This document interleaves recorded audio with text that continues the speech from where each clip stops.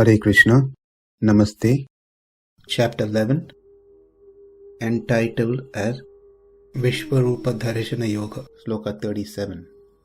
Kasmāc nameran mahātman garīyase brahmaṇo ādi-kartre ananta deveśa jagan-nivāsa tvam akṣaraṁ sad-asat paraṁ yat.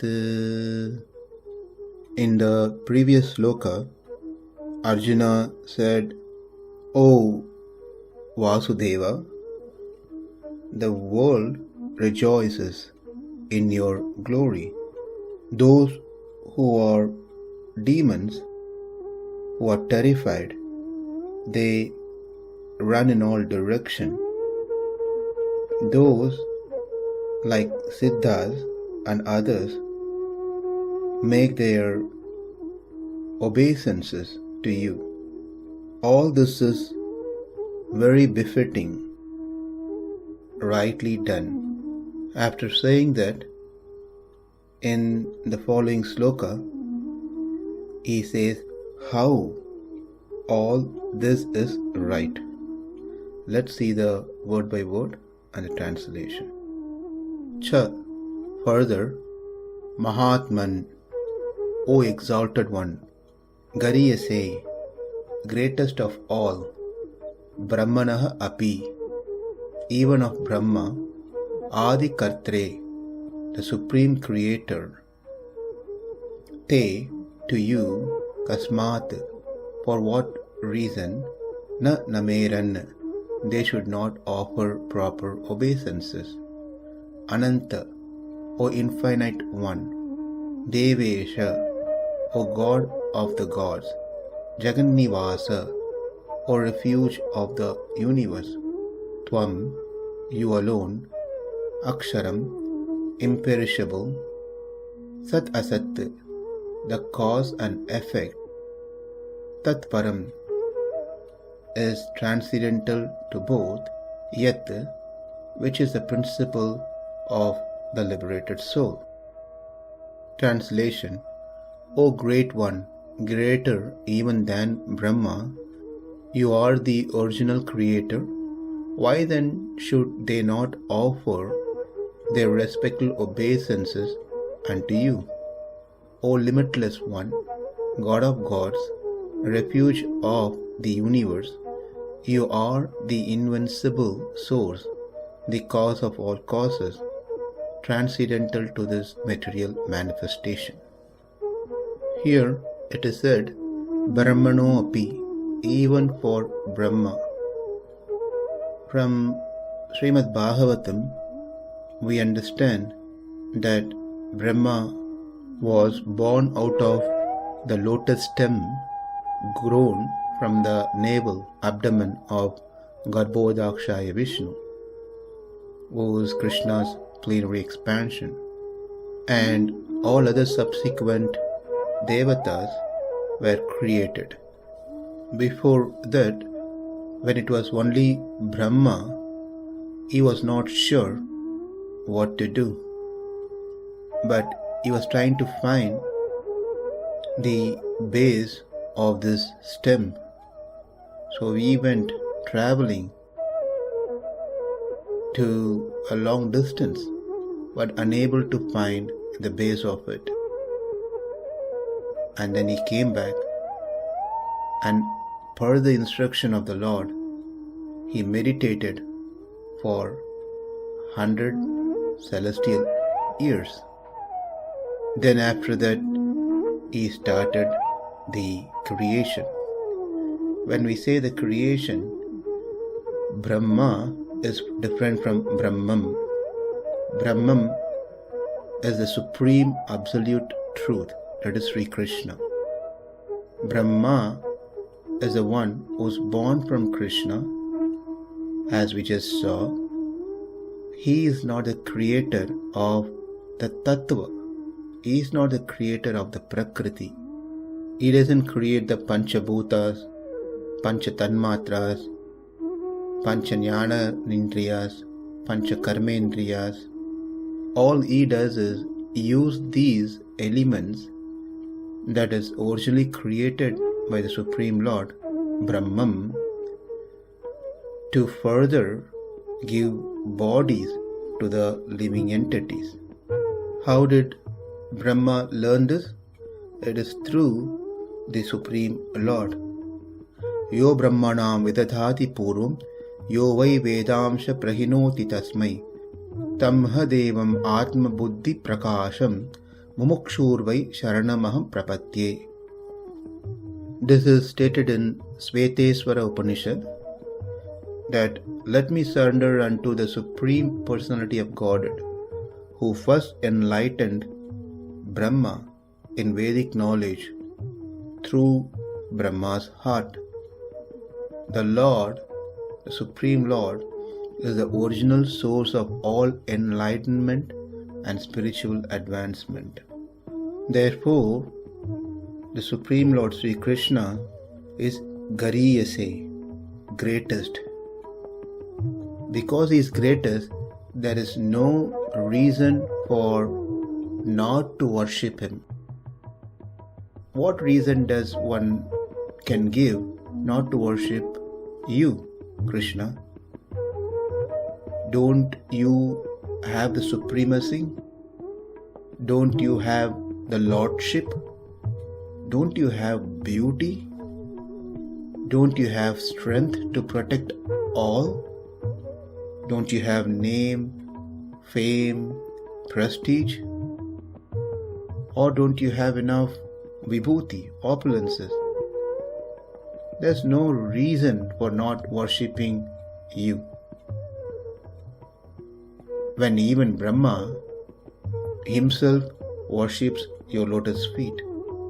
Ishvara Parama Krishna Satchid Ananda Vigraha Anadir Adir Govinda Sarva Karana Karanam. There he says clearly that Krishna, who is known as Govinda, is the Supreme Godhead. He is the origin of all, and he has no other origin. He is the prime cause of all causes. This is clearly stated by Brahma himself in Sri Brahma Samhita. Therefore, Arjuna's point is everyone must worship you because you are the Supreme Lord. You have the complete lordship. You have the most attractive form. You have all the auspicious qualities. You have all the vibhutis, opulences. You are the greatest by all means. Garīyase. Let's remember why Arjuna is saying these things. Because in the previous sloka, many devatas were glorifying, praising the Lord. Why so? That is what we are discussing here. And many were running away, seeing you. Why so? That is what we are discussing here. Now, here Arjuna calls Krishna as mahātman. Let us see what are the different meanings given for Atma and how that meaning makes one to be Mahātma. Atma refers to the living entity, the Jiva-atma. Atma refers to the life, the Jiva's life. Atma refers to Dhriti, the determination. Atma refers to Deha, the body. Atma refers to Swabhavam, the nature. Atma refers to Paramatmani. Atma refers to Etne. It refers to Arkhe, Agni, Mato, Vate. So let's see what they mean and how it makes one to be Mahatma. First one, Atma. That everyone is quite familiar. That is living entity. We are all called Atma. But a person is called Mahātma when he is the Atma of Atma. In other words, when he is the super soul of the living entity. Therefore, he is Mahātma. Second meaning of Atma is Jiva, means life. One becomes lifeless without the Supreme Lord. Therefore, that Supreme Lord is Mahātma, meaning supreme life. Number 3, Dhriti, a determination to complete the taken task, irrespective of any obstacle that may come. This is the third meaning of Atma. What makes it Mahātma? When one fulfills that promise, the taken up promise. The fourth meaning for Atma is Deha. Deha means the body itself, also called as Atma. The body goes through vikara, that goes through changes. And what makes it Mahātma? The transcendental body doesn't go through any changes. Nirvikara body. That is the Supreme Lord. Therefore, he is Mahātma. Number 5, Swabhavam. Natural quality like protecting others. Mahaswabhavam. It is only the Supreme Lord who can protect everyone by his causeless mercy. Number 6, Atma refers to Paramatma, which is the direct meaning. That is the Supreme Lord, Supreme Atma, who is the greatest, Mahātma. Number 7, Atma refers to Yatne, one's effort that is done with enthusiasm. The Lord continues his effort towards creation with full enthusiasm. Therefore, he is Mahātma. Number 8, Arkhe, meaning sun. The sun is called Atma as well. It dries the land by evaporating the water from the land. Whereas Mahātma is the one who dries one's samsara, finishes all the enemies, clears all the karmas. So therefore is Mahātma. Number 9, Atma refers to Agni. Mahātma is one who burns all the sins to ashes. Number 10, Matho, Buddhi. Mahabuddhi, one who knows how to do things perfectly with proper intelligence. When to do, what to do, how to do. Mahabuddhi. Therefore, he is Mahātma. And lastly, number 11, Vate, meaning air. The air that helps to sustain the material body. The Lord is the air, the prana for everyone. Therefore, he is Mahātma. He is the super soul of all the living entities. He is the life for everyone. He is the one with greater determination fulfilling his promises. He is the one who has the transcendental body which doesn't go through any changes. He is the Supreme Lord who protects everyone by his causeless mercy. He is the Paramatma. He continues his effort of creation with full enthusiasm.